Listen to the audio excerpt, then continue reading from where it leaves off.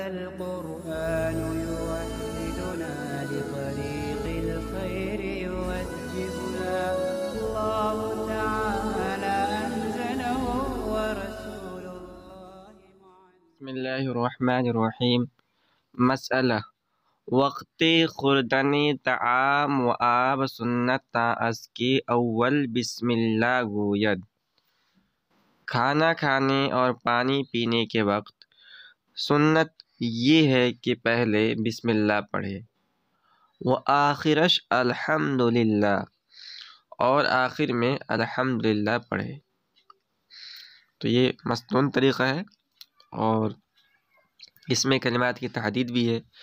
حدیث کے اندر جو کلمات آئے ہیں کہ کھانا کھانے کے شروع میں بسم اللہ وعلی برکات اللہ پڑھا جائے، اور آخر میں الحمدللہ الذی اطعمنا وسقانا وجعلنا مسلمین یہ پڑھا جائے، تو یہ بھی بسم اللہ اور الحمدللہ کے اندر آ جاتے ہیں۔ اسی طرح پانی پینے کے شروع میں بسم اللہ پڑھا جائے، اور آخر میں جو دعا ہے الحمدللہ الذی سقانا عذبا فراتا، اس دعا کو پڑھ لیا جائے۔ کہہ رہے وہ اول و آخر دست بشوید، شروع میں بھی ہاتھ دھوئے اور کھانا کھانے کے بعد بھی ہاتھ دھوئے۔ وہ آپ بسے کرد بدوشد، اور پانی کو 3 گھونٹ میں پیے، ایک سانس میں نہیں پینا چاہیے، 3 سانس میں پینا چاہیے۔ یہ عربی زبان کے لفظ ہے کرتن، ایک مرتبہ کے معنی میں آتا ہے۔ تو پانی کو 3 مرتبہ پیے، ہر بار بسم اللہ و الحمدللہ گوید، اور ہر مرتبہ بسم اللہ اور الحمدللہ کہے۔ مسئلہ گوشت کے از مسلمان یا کتابی خریدا شود حلال است۔ وہ گوشت جو کسی مسلمان آدمی سے یا اہل کتاب سے خریدا گیا ہو۔ اہل کتاب یعنی وہ لوگ جو کسی نبی کو مانتے، کسی کتاب کو مانتے ہیں۔ مثال کے طور پر حضرت عیسیٰ علیہ السلام کے متبع ہے، یا حضرت موسیٰ علیہ السلام کے متبع ہے صحیح معنوں کے اندر، یعنی موحد ہے، مشرک نہیں ہے، لبرل نہیں ہے، دہری نہیں ہے۔ جو ہمارے زمانے کے یہودی اور عیسائی ہیں وہ اکثر جو ہے دہری قسم کے لوگ ہیں، ان کا زویہ حلال نہیں ہے۔ لیکن ان میں سے بھی ایک آدھ ایسے ہوتے ہیں جو صحیح معنوں کے اندر رسول کو اور کتاب کو مانتے ہیں اور عمل کرتے ہیں، تو ان کا زویہ حلال ہے، زویہ بھی حلال ہے۔ اور ایسے لوگوں سے اگر گوشت خریدا جائے اور ظاہر حال ہمیں معلوم، یعنی حقیقت حال معلوم نہیں ہے کہ اس کو کس نے ذبح کیا ہے، تو ان سے گوشت خریدنا جائز ہے۔ وہاں کے از بت پرست خریدا شود حرام است، اور جس گوشت کو کسی بت پرست سے خریدا گیا ہو، مشرک سے خریدا گیا ہو، وہ حرام ہے۔ مسئلہ بر قبول ہدیہ قول عبد و اما و طفل مقبول است۔ ہدیہ قبول کرنے کے سلسلے میں غلام، باندی اور بچے کا قول مقبول ہے، یعنی قبول کیا جائے گا۔ تو اگر ان سے براہ راست معاملہ کیا جائے، کسی غلام سے کوئی سامان خریدا جائے، فروخت کیا جائے، یا کوئی اپنے آقا کا یا بچہ اپنا باپ کا سامان دے، تو لینا جائز نہیں ہے۔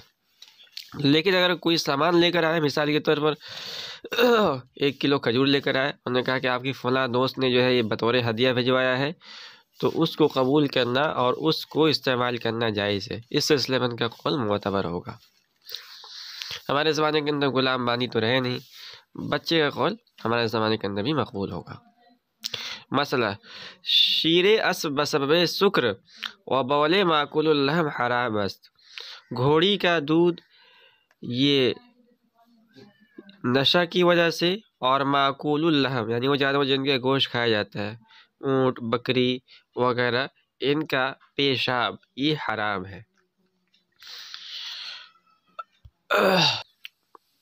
مسئلہ اگر عادل بطہارت یا بنجاست آب خبر دہت قبول کردہ شود۔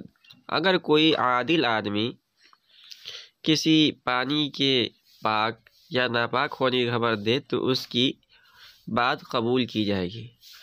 اور اگر فاسق یا مستور الحال بنجاست آب خبر دہت تحری کنند، اور اگر کوئی فاسق یا مستور الحال پانی کے ناپاک ہونے کی خبر دے تو تحری کرے گا، دیکھیے مثال کے طور پر آپ کہیں جا رہے ہیں جنگل کے اندر، آبادی سے باہر ہے، اور کسی برتن کے اندر کوئی پانی ہے. اب کسی عادل آدمی نے ہمیں خبر دی، ہم جانتے ہیں کہ بھئی آدمی، یہ عادل کا مطلب ہے جو گناہ کبیرہ کا ارتکاب نہ کرتا ہو، اور فاسق وہ ہے جو گناہ کبیرہ کا ارتکاب کرتا ہو. اور مستور الحال سے مراد وہ آدمی ہے جس کے بارے میں کچھ معلوم نہیں ہے کہ کیسا آدمی ہے، اس کا حال ہم سے پوشیدہ ہے. تو اگر کوئی عادل آدمی کہے کہ پاک ہے تو پاک مانا جائے گا، ناپاک ہے تو ناپاک مانا جائے گا. کوئی فاسق کہے یا کوئی ایسا آدمی کہے جس کے بارے میں معلوم نہیں کہ بھئی یہ کیسا آدمی ہے، تو اس سلسلے میں تحری کیا جائے گا، یعنی غور و فکر کرے گا، اور جس طرف اس کا دل کو اطمینان ہو جائے پاکی کی طرف تو اس کو پاک مانا جائے گا، ناپاکی کی طرف تو اس کو ناپاک مانا جائے گا. اور غالب رائے عمل کنا، اور غالب گمان پہ عمل کرے.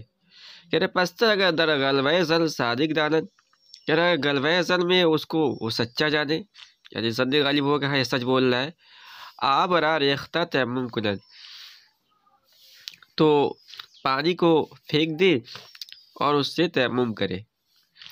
تو کسی مستور الحال آدمی نے یا فاسق آدمی نے کہا کہ بھئی یہ پانی جو ہے آپ کے سامنے ناپاک ہے، اور غور و فکر کیا، تحری کیا، اور آدمی کو سمجھ میں آیا کہ ہاں بالکل صحیح کہہ رہا ہے، تو اس پانی کو پھینک دے. جب پانی ختم ہو گیا، کوئی پانی ہے نہیں، تب تیمم کرنا اس کے لیے جائز ہو جائے گا، تیمم کر لے گا.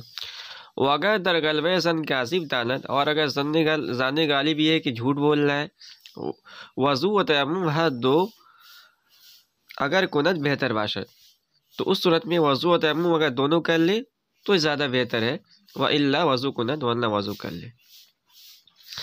مسئلہ از بندہ تاجر قبول ضیافت جائز باشد. تاجر آدمی کے غلام سے ضیافت کو قبول کرنا جائز ہے. یعنی کوئی بہت بڑا تاجر ہے اور اس کے کسی غلام نے کہا کہ بھائی آئیے کھانا کھا لیجیے، ہمارے یہاں دوپہر کھانا تناول فرمائیے، تو ایسا کرنا جائز ہے. لیکن اگر وہ کچھ ہدیہ دیں، کچھ تحفہ دیں، کچھ غلہ دیں، کچھ نقد دیں تو لینا جائز نہیں ہوگا. کیوں؟ فرق کیوں ہے؟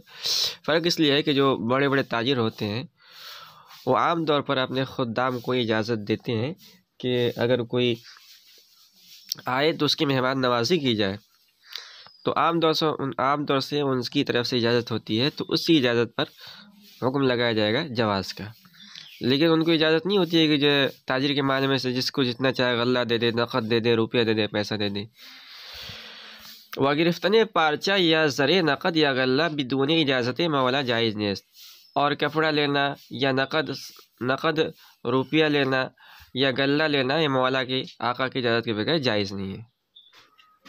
مسئلہ قبول ضیافت و ہدیہ عمرائے ظالم و زن رقاصہ و مغنیہ و نائیہ کے اکثر مال او از حرام باشد جائز نیست. کہہ رہے کہ ضیافت کا قبول کرنا، اسی طرح ہدیہ کا قبول کرنا کسی ظالم بادشاہ کی طرف سے، ظالم بادشاہ یعنی جو جبراً جو حکومت کر رہا ہے جو بادشاہ، اس کو ظالم بادشاہ سے تعبیر کیا گیا ہے. تو ظالم بادشاہ سے ہدیہ قبول کرنا یا ضیافت قبول کرنا. اسی طرح رقاصہ یعنی وہ عورت جس کا پیشہ یہ ہے کہ وہ ناچ گا کر جو ہے اپنا روپیہ پیسہ کماتی ہے، وہ دعوت دے یا کوئی ہدیہ دے تو اس کا قبول کرنا. اسی طرح مغنیہ کہتے ہیں جو ناچے، صرف ناچنے والی ہو. رقاصہ کہتے ہیں جو ناچتی بھی ہو اور گاتی بھی ہو. اور نائحہ کہتے ہیں نوحہ کرنے والی.